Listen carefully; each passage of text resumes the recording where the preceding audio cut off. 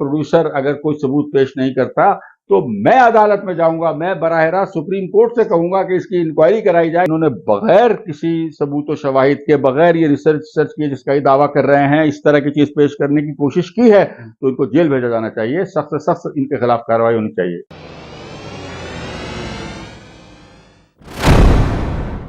आदाब, मैं हूं मुमताज आलम रिजवी।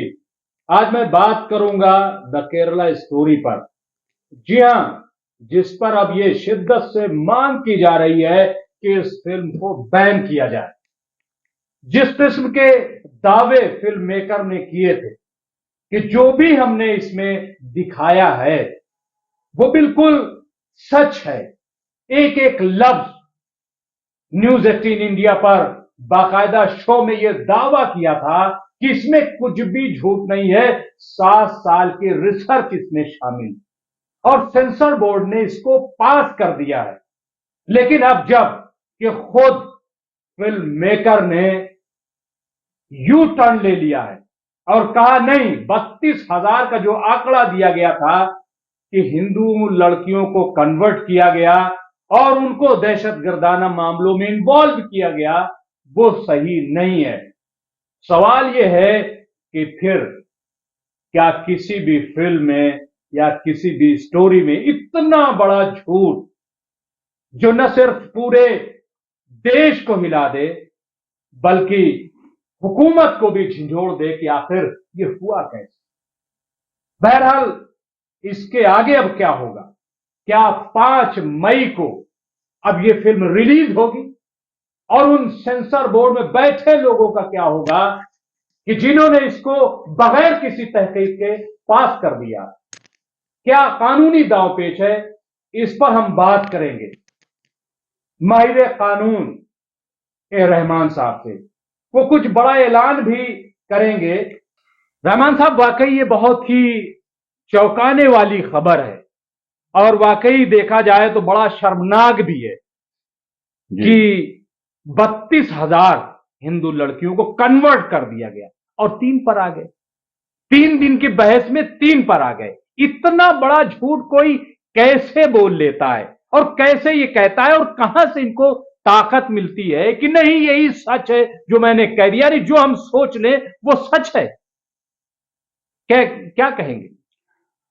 देखिए, उस प्रोड्यूसर ने यह दावा भी किया था कि 7 साल हमने इस पर रिसर्च की है और रिसर्च के बाद ये तमाम आदाद शुमार जमा किए हैं।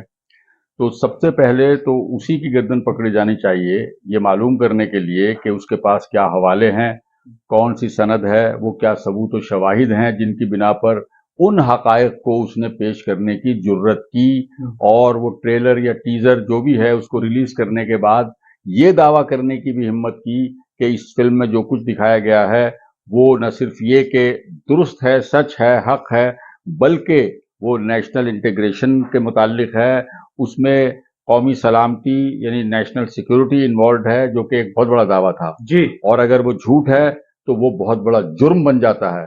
तो सबसे पहले तो उसको देखिए, आपने ये सुना होगा, मैं भी देख रहा हूं कई दिन से, 3 या आज चौथा दिन है कि चारों तरफ से तकाजा ये किया जा रहा है कि फिल्म को बैन कर दिया जाए। जी। लेकिन मैं जाती तौर पर इसके बहुत खिलाफ हूं। कोई भी किताब या कोई भी फिल्म बैन नहीं होनी चाहिए और उसके लिए मैं आपको 2 मिसालें देना चाहता हूं जिनका ताल्लुक इस मौजूदा मामले से भी इस तरीके से निकलेगा और इस तरीके से इतने मंतकी जवाब मौजूद है कि आप खुद उसको समझ लेंगे। देखिए, सलमान रुश्दी ने किताब लिखी सैटेनिक वर्सेस। वो किताब राजीव गांधी की हुकूमत ने मुसलमानों के एहतजाज के दबाव में आकर उसको बैन कर दिया। काफी अरसे तक वो किताब बैन रही, खुफिया तौर पर बिकती रही, लोग ऊंची कीमत देकर उसको खरीदते रहे, किराए पर लेकर पढ़ते रहे। पहला अफसोसनाक पहलू तो उस जब्ती में, उस कदगन में वो जो बैन की गई वो ये था कि जितने मुसलमान हमारे अकाबरीन और अवाम अकाबरीन के कहने पर उस किताब के खिलाफ एहतजाज कर रहे थे, उस किताब के खिलाफ शोर गौगा कर रहे थे, झगड़े हुए, क्या क्या हुए, लोग गिरफ्तार भी हुए, बहुत नुकसानात हुए, प्रॉपर्टी का नुकसान हुआ, 1-2 जगह अमवात हुई। उनमें से किसी एक मुसलमान ने भी वो किताब पढ़ी नहीं थी, और किसी ने ये नहीं बताया कि इस किताब में जो फलां चीज़ है वो काबिल एतराज़ है और वो नहीं होनी चाहिए। मैं ऐसी किसी भी किताब को बैन करने के खिलाफ इसलिए भी हूँ कि एक अरसे तक बाइबल को बैन किया गया, अमेरिका जैसे मुल्क में भी बाइबल को बैन किया गया। अगर आप यहाँ इस किस्म किस्म की किताबों को बैन करना शुरू कर दें, और इसका नुकसान और फ़ायदा दोनों देखिए कि सलमान रुश्दी की जो भी हैसियत थी बहैसियत मुसन्निफ के, वो कहीं से कहीं रातों रात पहुंच गई, क्योंकि ईरान ने तो उसके कत्ल का फरमान भी जारी कर दिया था। दूसरी मिसाल आप लीजिए तस्लीमा नसरीन की, जो एक बिल्कुल लचर सी किताब, जिसने लज्जा जो है वो आपने भी पढ़ी होगी। मैं जब किताब को पढ़ा तो मैं हैरान रह गया कि उसमें उसने, बाज लोग मंसूबा बनाकर इस तरह की हरकत करते हैं कि वो कंट्रोवर्सी में आ जाएं, बहुत बड़ा तनाज़ा खड़ा कर दें। किसी के मजहब को आप गाली दे दीजिए, आप तनाज़े में आ जाएंगे। आप किसी की मजहबी किताब को बेहुरमती कर दीजिए, फाड़ दीजिए, जला दीजिए, आप तनाज़े में आ जाएंगे, बहुत बड़ा हंगामा हो जाएगा। कोई भी आदमी जो है वो अपने मजहबी जज्बात पर काबू नहीं रख पाता, लोग इसका फायदा उठाते हैं। वो तस्लीमा नसरीन, जिसको मकामी तौर पर भी बहुत कम लोग जानते होंगे बांग्लादेश में, वो रातों रात एक बैनुल अक़वामी शख्सियत बन गई। 3 ममालिक ने उसको शहरियत दे रखी है, स्वीडन ने भी, इंडिया ने भी। और वो किताब कुछ भी नहीं थी। तो अच्छा, बैन करना जो है किताब का या किसी भी तख्लीकी फनपारे का, वो तख्लीकियत को बैन करने के बराबर है। बैन करने का एक नुकसान ये भी होता है कि उस शख्स की असलियत, जैसे ये फिल्म है, आप फिल्म की बात कर रहे हैं, तो अगर इस फिल्म को बैन कर दिया जाए तो जो इसमें है, वो क्या कहना चाहा है उसने, उसके क्या मकासद थे, किन मफादात के तहत उसने इस तरह की गलत बयानी की, ये सब कुछ खामोश रह जाएगा। और सबसे बड़ी बात यह कि इस किस्म का अच्छा, कल सुप्रीम कोर्ट ने ये बात कही है, सुनिए, जमयतुल उलमा की पिटीशन पर सुप्रीम कोर्ट के एक जज ने ये भी, 2 जजों की बेंच पर केस गया था, एक जज ने ये तक कहा है कि आप ये क्या फिल्मों को बैन कराने के लिए हमारे पास आ जाते हैं, इससे तो प्रोड्यूसर को फायदा होता है। और ये हकीकत है कि वो चीज जो कल तक जिसकी 2 पैसे की वैल्यू नहीं थी, आप दी कश्मीर फाइल्स को देख लीजिए, उस पर कितना बड़ा हंगामा हुआ। लेकिन रहमान साहब, ये ठीक है आप कह रहे हैं, हम भी ये मानते हैं, लेकिन क्या झूठ को जो है वो चलने दिया जाए? 32,000 का दावा था, जब ये 3-4 दिन शोर मचा, तमाम ये हुआ, तो उसके बाद वो झूठ तो सामने आ गया। देखिए, ऐसा है कि कर्नाटक हाई कोर्ट में भी एक पिटीशन फाइल हुई है, और वहां हाई कोर्ट ने सेंट्रल गवर्नमेंट को नोटिस दे दिया है, सेंट्रल ये सेंसर बोर्ड को भी नोटिस दिया है कि आपने इस फिल्म कैसे पास कर दी। तो अगर बैन करने में और फिल्म की स्क्रीनिंग या नुमाइश रुकवाने में जमीन और आसमान का फर्क होता है। अगर कल को कोर्ट ये ऑर्डर कर दे कि इस फिल्म की नुमाइश नहीं की जाएगी जब तक कि इसमें पेश करदा तमाम हकायक की तस्दीक नहीं हो जाती, तो वो एक बिल्कुल दूसरा मामला है। उस मामले में फिर उस फिल्म के प्रोड्यूसर को मुफ्त की तशहीर नहीं मिलेगी, मुफ्त की पब्लिसिटी और गलत पब्लिसिटी नहीं मिलेगी। सही तरीका ये है, आप अदालत से कहिए, बल्कि इसमें जिस तरीके के हकायक पेश किए गए हैं, जो हमारे सामने आ भी रहे हैं, देखिए 320 को 32 को गलती से 320 लिखा जा सकता है, 320 को गलती से 32 लिखा जा सकता है, एक सिफर रह गया, लेकिन तीन की तादाद को 32,000 कैसे लिख सकता है कोई, मुझे बताइए। वही चीज है, गलती का कैसे इम्कान हो सकता है कि 3 का मामला था, आपने 32,000 कर दिया। 32,000 मुसलमान हिंदू लड़कियों। और इसीलिए शशि थरूर ने कहा कि अगर ये साबित कर देंगे तो 1 करोड़ का हम इनाम देंगे। जी बिल्कुल बिल्कुल। और अभी जो मुस्लिम लीग है उसने भी यही ऐलान किया है, 11 लाख का ऐलान। जो हमारा गोदी मीडिया है वो बड़ा मजाक उड़ा रहा था, ये देखिए साहब, ये 1 करोड़ कर दिया और ये कर दिया, अब क्या वो करेगा? देखिए, ऐसा है कि जो फिल्म का मूड लग रहा है देखने से, उस टीजर को ही देखने से और ये हकायक सामने आने से, इसमें कोई शुबा नहीं कि इस तरह की चीज अगर आम नुमाइश के लिए पेश की जाती है तो वो माशरे में बहुत तफरका पैदा करेगी, उस पर झगड़े भी होंगे, किसी के मजहबी जज्बात अगर। अच्छा, दूसरी चीज ये कि अगर आप किसी पर झूठा इल्जाम लगाते हैं, बहुत बड़ा इल्जाम, वो बहुत बड़ा इल्जाम है, ये कोई छोटा मोटा इल्जाम नहीं है। जी। आप ये कह रहे हैं कि 32,000 या 3 को, अगर 3 का हिस्सा भी ले लीजिए, तो आप ये कह रहे हैं, खुलकर कह रहे हैं कि 3 हिंदू लड़कियों को मुसलमान किया गया और वो 3 हिंदू लड़कियां दहशतगर्दाना मकासद के इस्तेमाल के लिए अफगानिस्तान या इराक या यानी वो ISIS में शामिल हो गई। ये आप कह रहे हैं। हाँ। तो जब इतना बड़ा इल्जाम किसी पर लगाया जाए जो न सिर्फ उसके किरदार कुशी करता हो, बल्कि उसको किसी संगीन जुर्म में माखूज करता हो, तो उस आदमी को उस इल्जाम के सबूत के तौर पर कोई शवाहिद तो पेश करने पड़ेंगे, कहीं तो एविडेंस देना पड़ेगा, वरना उसको गिरफ्तार करके जेल भेज देना चाहिए। नहीं, वही सवाल है कि जब इतना बड़ा उन्होंने खुद यू टर्न ले लिया, 32 से 3 पे आ गए, क्या इसके बाद भी ये फिल्म जो है वो रिलीज होनी चाहिए? नहीं, अब ये मामला देखिए, अब मैं इसलिए कुछ नहीं कहूंगा कि ये मामला जेर समाअत पहुंच गया, ये सब जुडिस हो गया है, अभी ये कोर्ट में है, हाई कोर्ट में उसके सामने है।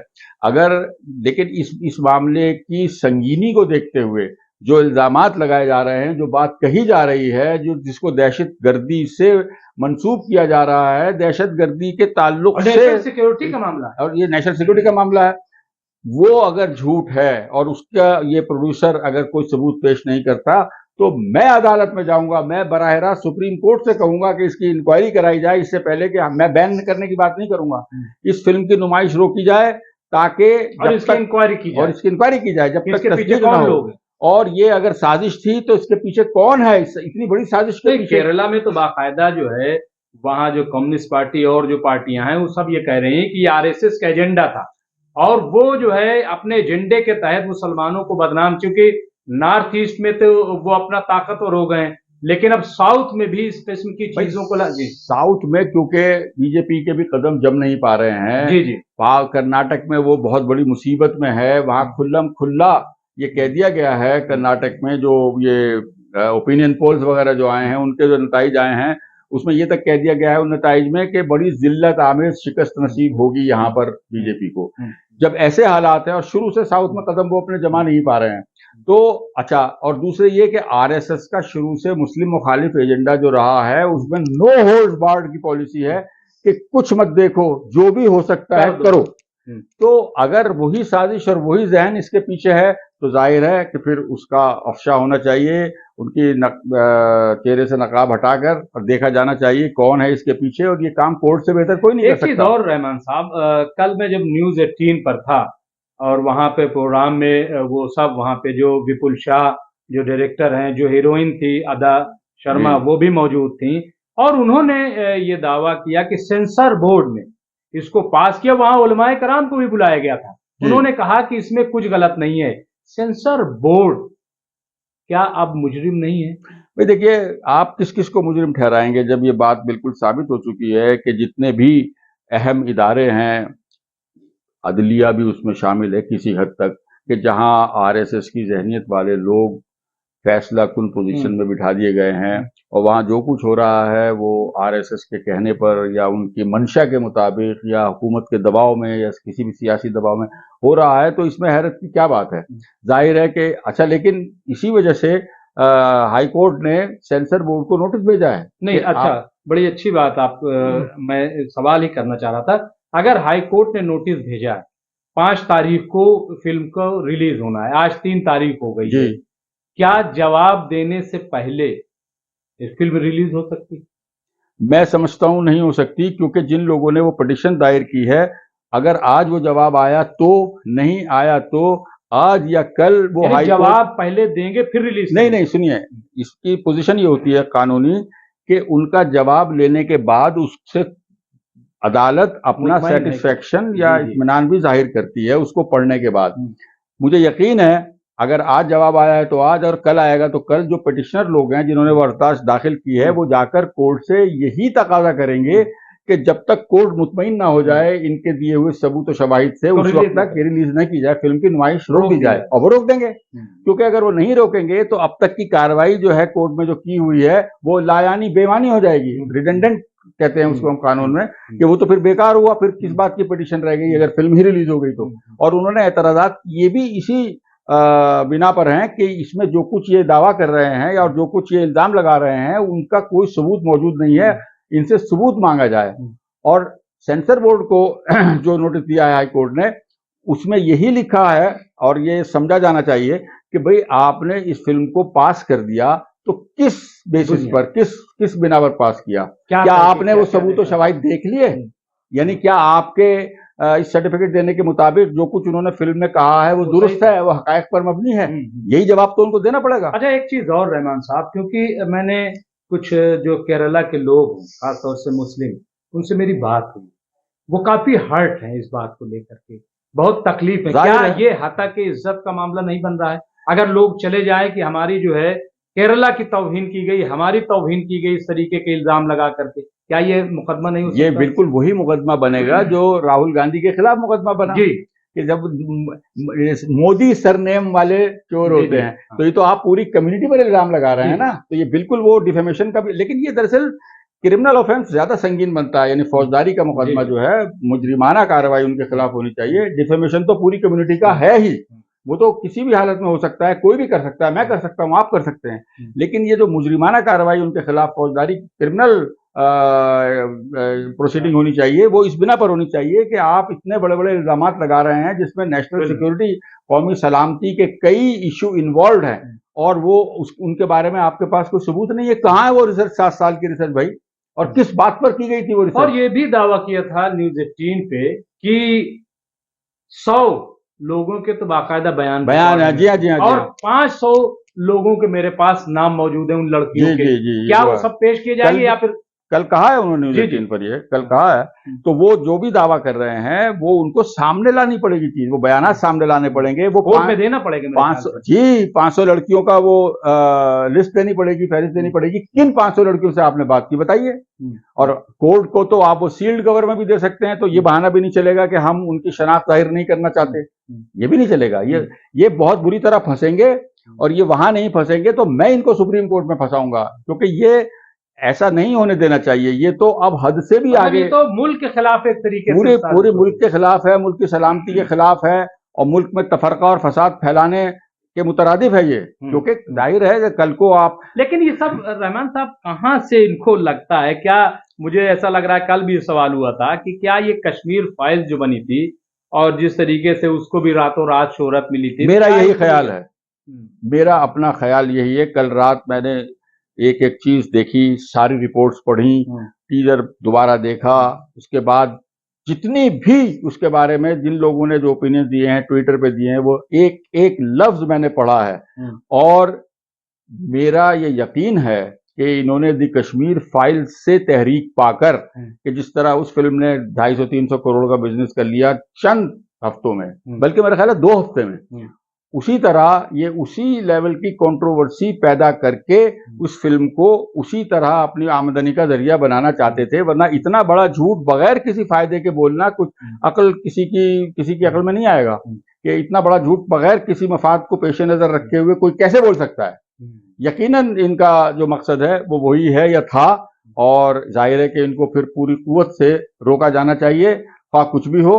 और जैसे ही ये चीज सामने आती है कि इन्होंने बगैर किसी सबूत और शवाहिद के, बगैर ये रिसर्च किए जिसका ये दावा कर रहे हैं, इस तरह की चीज पेश करने की कोशिश की है, तो इनको जेल भेजा जाना चाहिए, सख्त से सख्त इनके खिलाफ कार्रवाई होनी चाहिए। जी, बहुत बहुत शुक्रिया। तो ये थे रहमान साहब, जिन्होंने कहा है कि जिन लोगों ने ये हरकत की है उन्हें जेल भेजा जाना चाहिए, और मैं तो सुप्रीम कोर्ट जाऊंगा और इनके खिलाफ हत्या इज्जत का भी मुकदमा होना चाहिए, क्योंकि इन्होंने चंद रुपए के लिए, चंद फायदे के लिए बहुत बड़ा नुकसान न सिर्फ ये कि एक कम्युनिटी का किया है, बल्कि पूरे मुल्क का कर दिया है।